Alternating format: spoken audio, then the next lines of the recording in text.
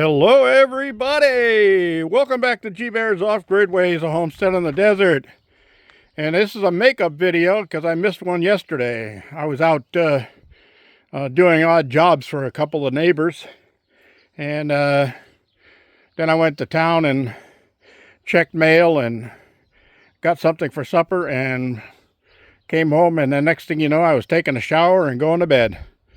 So anyway, let's catch up on this. So today, I came in because we did have a rain earlier in the week, and it was just under 2/10 of an inch, but it did some good watering. So I came here to lift this up and give everything a watering today because it was starting to dry out. But look, these are spinach coming up. Okay, so there's spinach all through here, see?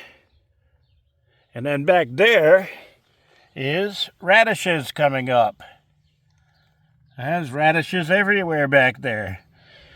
So that's looking good. I'm going to be closing this back down. I left it up just so I could get it involved in this video also. But I got spinach and radishes coming up. That's a good thing. Over here, having covered the potato patch, worked out great. Look at all the potatoes coming up. Yes, I'll be covering this back up, but I want to get a measurement here as soon as I'm done with this video and make another box cover like that one, so it's a little easier to work with and it gives a little bit more space for the plants to grow. But they kind of like that nice warmth underneath there. That's pretty good.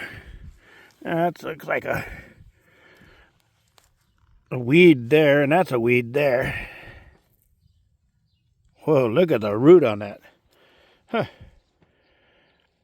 All right. So anyway, it's looking good there. And then over here, you remember the potato peels I planted. Look at this. Hey, hey, hey. Potato peels into potato plants. That's a good thing. I like it. So, got a fresh one just starting about right there. So it's a nice warm day today. I could leave this off for a little while. I'm going to get a measurement for a box cover to go on here also.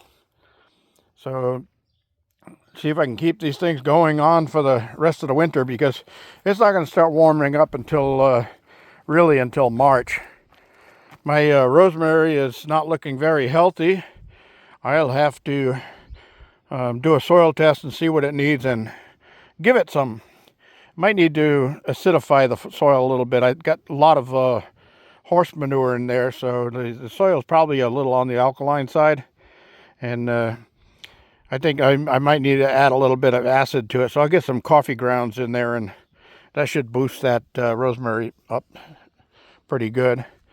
Well, my aloe veras are all looking nice. And everything in the other garden is looking good. And, oh, I gave everything a good watering. So all of the trees in there have all been watered. And this is right now, for those of you who have apple trees, this is the month that you want to prune your apple trees. And I'll get to that in a second here. Apples and pears and that type of fruit. Okay, my onions here, all looking good, and I've got some garlic growing there. The garlic really doesn't like growing around other plants, even onions. It likes its own little area, but it seems to be doing okay right now, so I'm going to just leave it alone and not worry about it. But yeah, I'm going to get some good onions out of here. I got red, yellow, and sweet onions growing here. And then I've got garlic growing there. And that's asparagus. And I got asparagus on the other corner. So anyway, let's get over here. Now, this is a multi-graft tree. I've grafted Fuji apple on here and Gala apple on here. And they're just starting to show some signs of budding. That was I didn't want that. See, these got little buds on the end. I didn't want them to get to that stage. You want to usually prune apple and pear tree when they are fully dormant. But I did get in here and I did cut off a bunch of branches and cleared out the inside of the tree so air can flow better. And I still need to take off these little ones here, because they're growing into the center of the tree. I want air to flow in the inside of the tree. So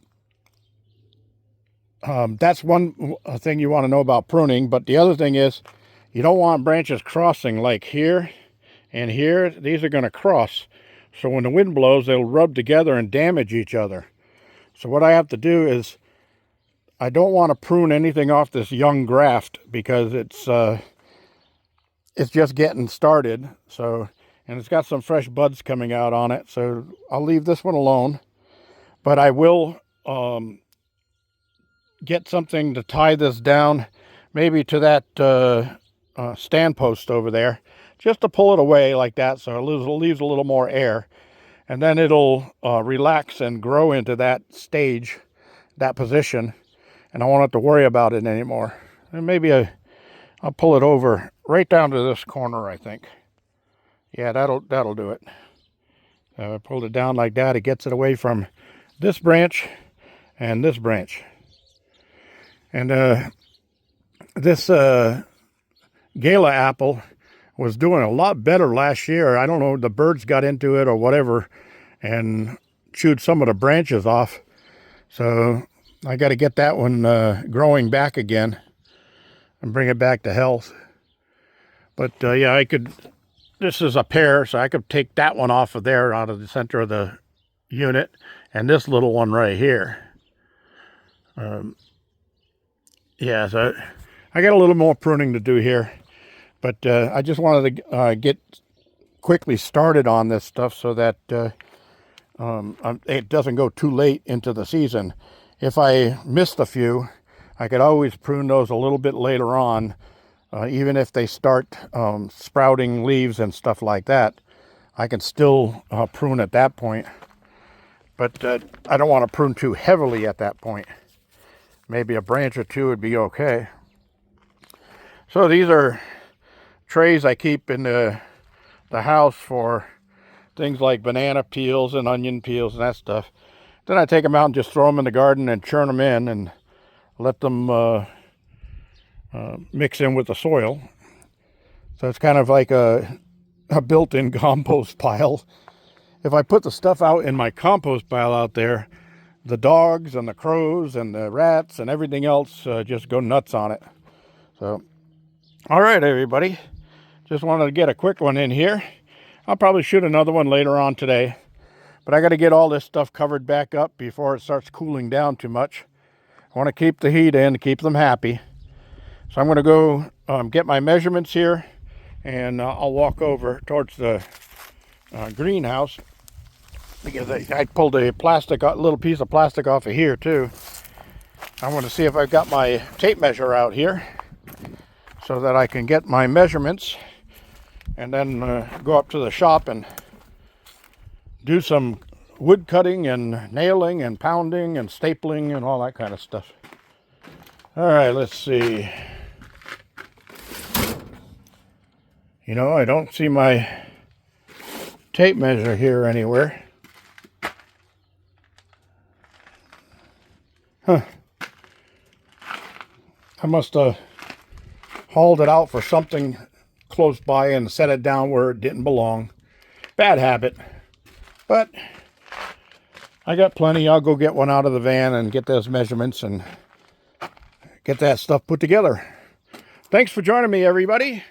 Questions and comments down below. And maybe I'll even leave you a joke in the end screen. So don't forget to look for it. G-Bear signing off. So I was in the store the other day, and I saw a brand new book was out, and it said, "This book will solve 50% of your problems." So I bought two.